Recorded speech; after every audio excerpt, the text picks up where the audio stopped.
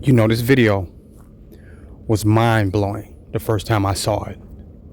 Rampage Jackson's son, Raja, body slamming and beating this white dude, this white pro wrestler,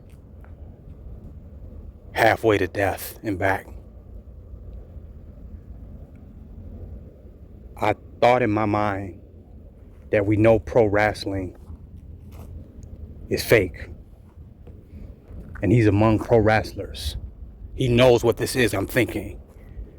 Even the altercation or the incident that he had with this white pro wrestler, it looked fake, it looked staged. This is how wrestlers are, this is how they act, this is what they do. It just didn't make any sense. The level of anger that this young brother had. He was a ticking time bomb, to say the least.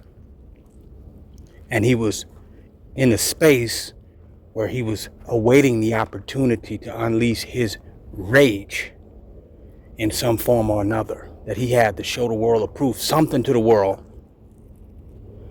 And this white pro wrestler became the perfect opportunity for this. He stepped into that. He owned it, he wore it, he moved in target of it. And I mean, it was crazy. It took 3 dudes to pull him off of this white pro wrestler. It made no sense to me at all. The white pro wrestler apologized. I'm sure everybody, notified him this shit is fake. It's not that serious.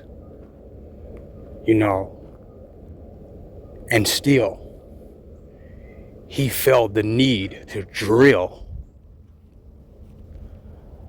this cracker's head in the ring, non-stop.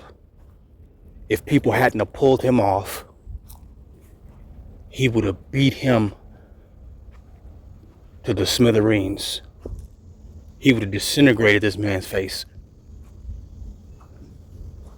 None of it made sense. It's the stupidest stuff I had ever seen.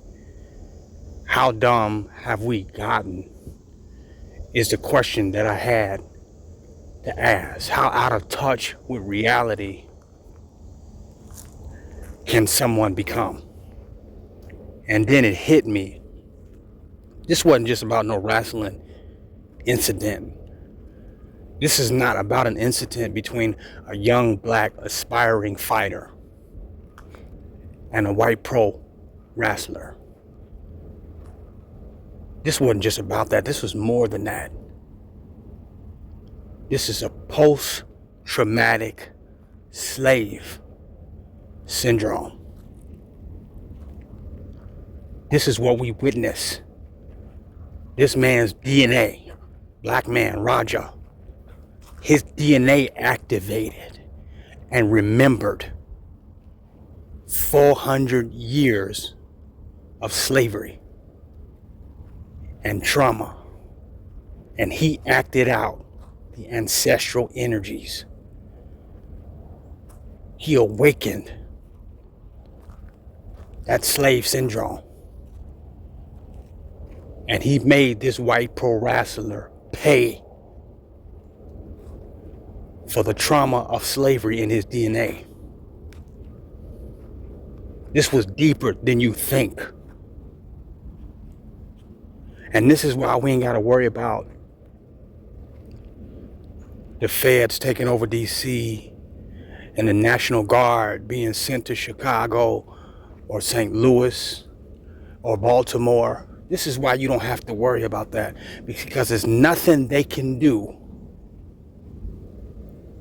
when they face this post-traumatic slave syndrome. You cannot stop this fierce rage and force within the black man. And this is what you fear. This is why you want to call in the National Guard. This is why you want to erase African American history from the Smithsonian Museum. This is why you want to change black history curriculum and education in schools.